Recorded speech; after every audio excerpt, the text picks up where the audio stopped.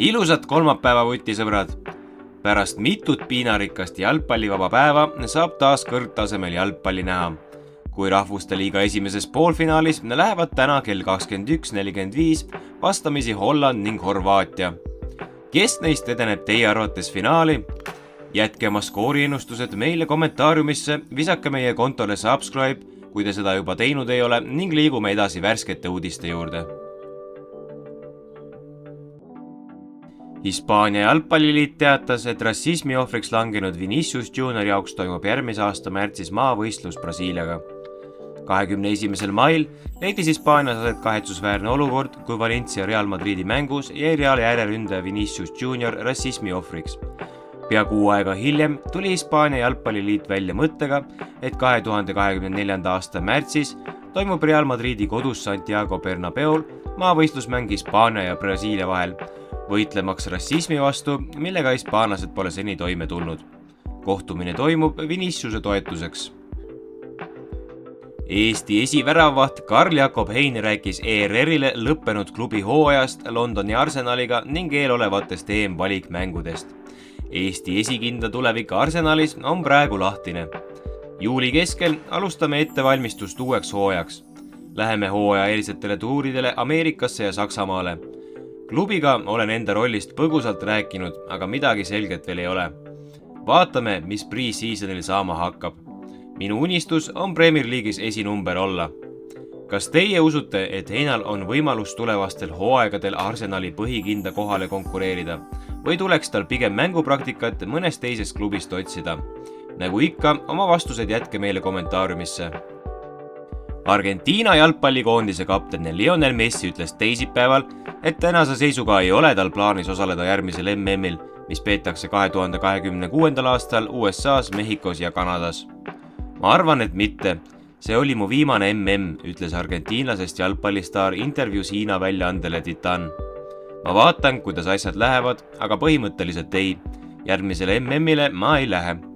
35-aastane Messi võitis Argentiina koondise koosseisus 2022. aasta maailmameistrivõistlused, mida võõrustas Katar.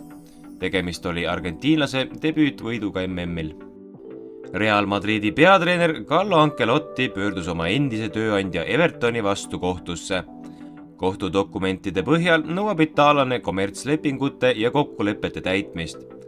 Kumbki osapool ei soostunud uudise avalikustanud The Guardianile täpsustama, mille üle vaieldakse, kuid eeldatavasti on tegu lisatasudega, mida Ancelottile lisaks põhipalgale lubati. Hooaja viimases voorus üle noatera kõrgligasse püsima jäänud Evertoni kibutavad juba pikemat aega rahalised raskused. Premium-liiga maikuu ilusaima värava hääletusel võttis 1215 häälega võidu Narva Transi poolkaitsja Danil Tarasenkovi värav Paide linnameeskonna vastu. 28. mai kohtumises Paide linnameeskonna vastu mängis Tarasenkov end 17. minutil efektselt vastase kaitsest mööda ning saatis palli kindlalt värava tagumisse nurka.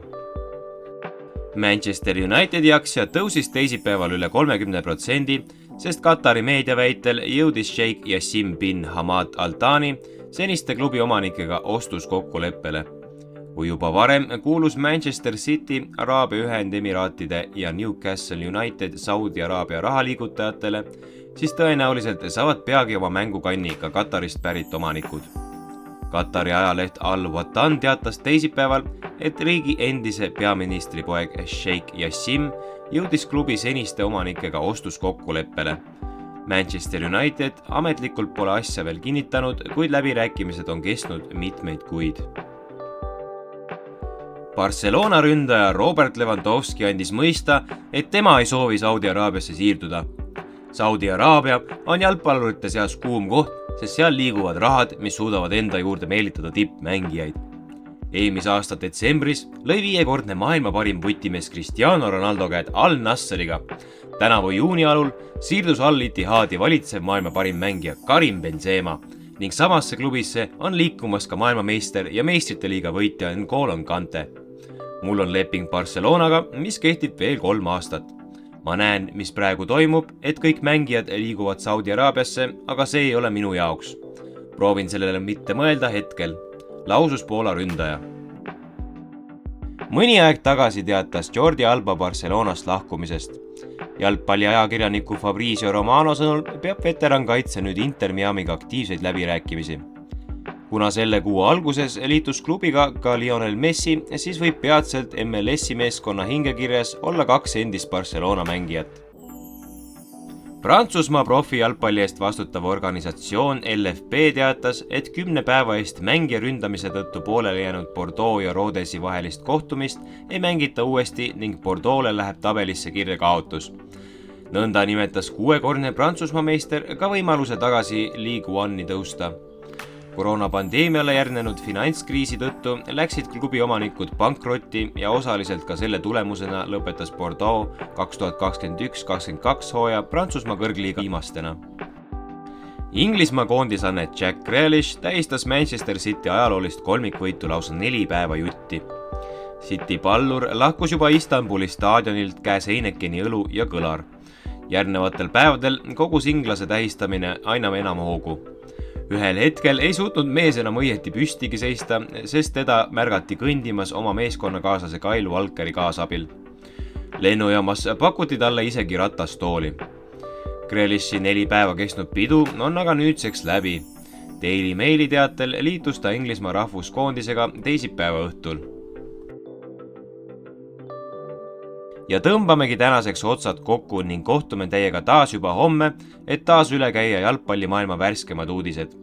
Senimaani nautige ilusat suve ning ärge unustage siis poole silmaga ka õhtul Rahvuste Liiga poolfinaali jälgida. Kohtume peatselt taas!